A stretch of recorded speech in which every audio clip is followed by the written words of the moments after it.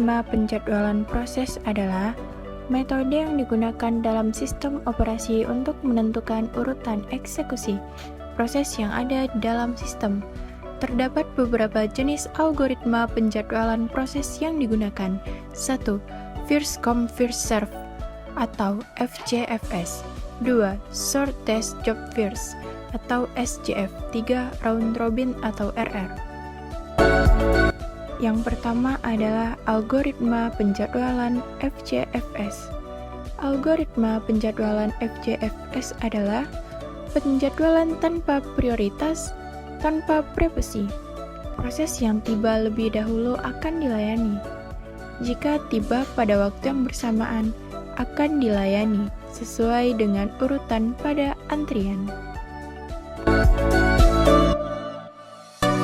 Berikut adalah contoh tabel yang ada pada FCFS.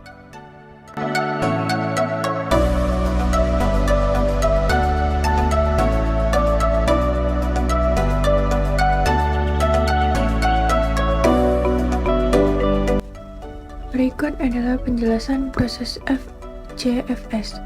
Jumlahkan semua lama proses untuk mengetahui lama proses.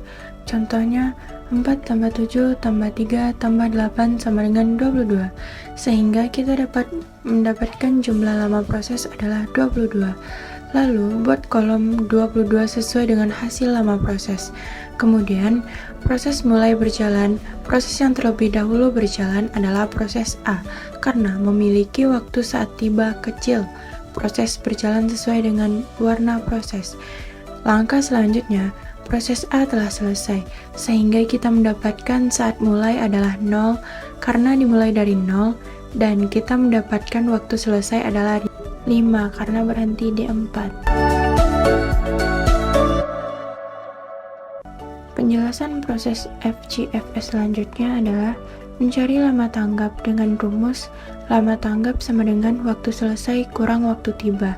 Jadi 4 kurang 0 sama dengan 4. Dan proses B berjalan selama 7 milisecond. Proses B berjalan dari 4 berhenti di 11, sehingga saat mulai adalah 4 dan waktu selesai adalah 11. Lama tanggap proses B adalah 11 kurang 1 sama dengan 10. Langkah selanjutnya proses C berjalan selama 3 milisecond. Proses C dimulai dari 11 dan berakhir di 14, sehingga saat mulai proses C adalah 11 dan waktu selesai adalah 14. Lama tanggap proses C adalah 14 kurang 3 sama dengan 11. Penjelasan proses FCFS selanjutnya, proses D berjalan selama 8 milisecond. Proses D dimulai dari 14 dan berakhir di 22, sehingga saat mulai proses D adalah 14 dan waktu selesai adalah 22. Lama tanggap proses D adalah 22 kurang 7 sama dengan 15. Mencari jumlah seluruh lama tanggap dan rata dengan rumus rata sama dengan jumlah seluruh lama tanggap dibagi jumlah proses. Jumlah lama tanggap adalah 40. Jumlah rata adalah 40 dibagi 4 sama dengan 10.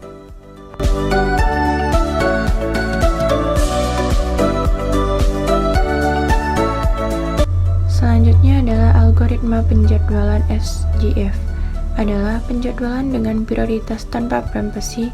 Terdapat 2 langkah. Penentuan berdasarkan pendeknya proses yang dilayani. Jika yang terpendek tersebut belum tiba, maka prosesor akan melayani proses yang telah tiba sampai proses yang telah sampai proses tersebut selesai. Berikut adalah contoh tabel SJF.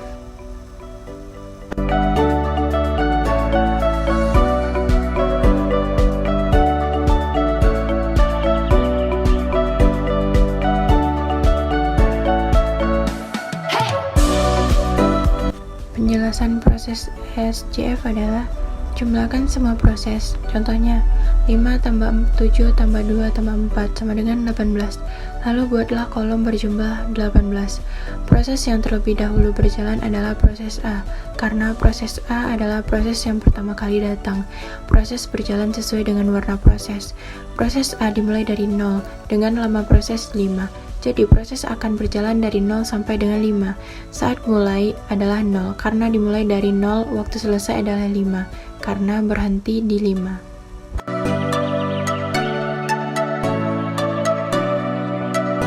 Selanjutnya, mencari lama tanggap dengan rumus lama tanggap sama dengan waktu selesai dikurang saat tiba. Jadi, 5 kurang 0 sama dengan 5. Bandingkan lama proses antara proses yang tersisa, jalankan proses yang memiliki lama proses yang terkecil. B sama dengan 7, C sama dengan 2, dan D sama dengan 4. Maka proses yang berjalan adalah C. Proses berjalan dengan lama proses 2 milisecond, dimulai dari 5 dan berakhir pada 7. Maka saat mulai proses C adalah 5, dan waktu selesai proses C adalah 7. Lama tanggap proses C adalah 7 kurang 5 sama dengan 2.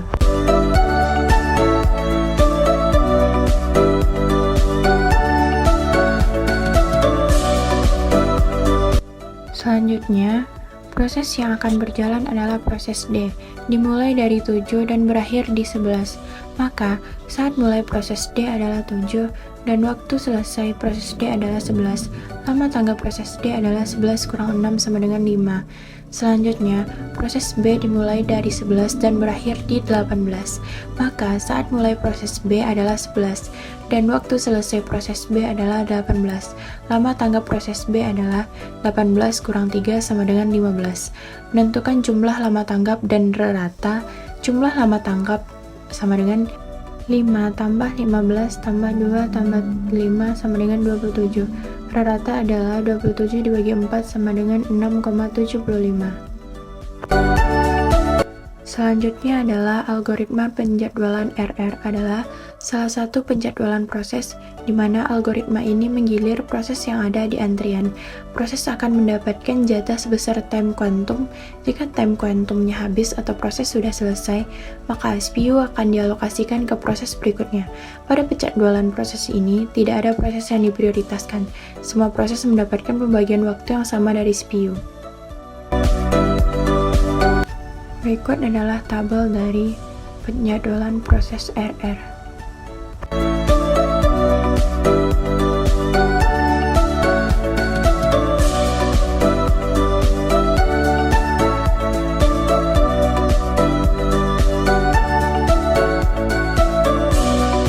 Penjelasan proses RR.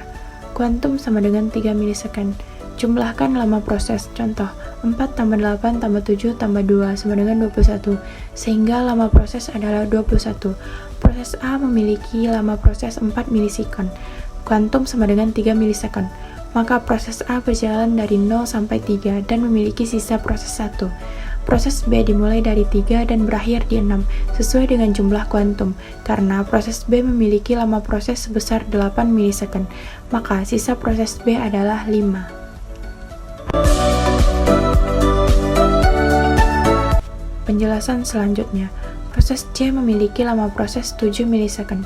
Proses dimulai dari 6 dan berakhir pada 9. Proses C menyisakan sisa proses sebesar 4. Proses D memiliki lama proses sebesar 2 milisecond. Proses D akan berjalan mulai dari 9 dan berakhir pada 11. Proses D berjalan sampai selesai, karena lama proses D tidak melebihi kuantum. Diketahui, saat mulai proses D adalah 9 dan waktu selesai proses D adalah 11. Lama tanggap proses D adalah 11 kurang 5 sama dengan 6.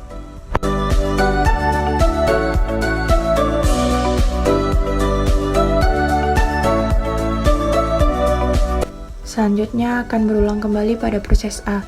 Proses A memiliki sisa proses 1, maka proses akan berjalan kembali dari 11 dan berakhir di 12. Dikarenakan sisa proses A tidak melebihi kuantum, maka proses A telah selesai.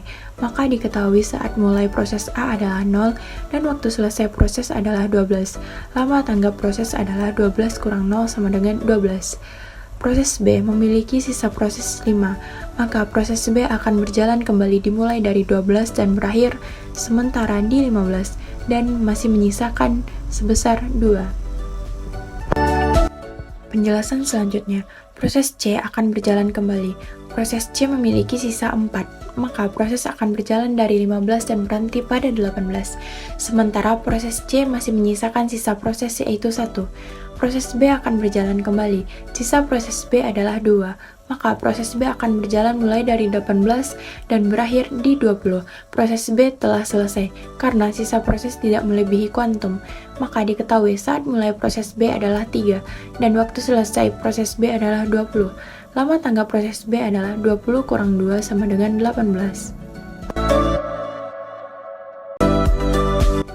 Berikutnya, proses C memiliki sisa satu proses, dimulai dari 20 dan berakhir di 21. Proses C telah selesai. Saat mulai proses C adalah 6, dan waktu selesai proses C adalah 21.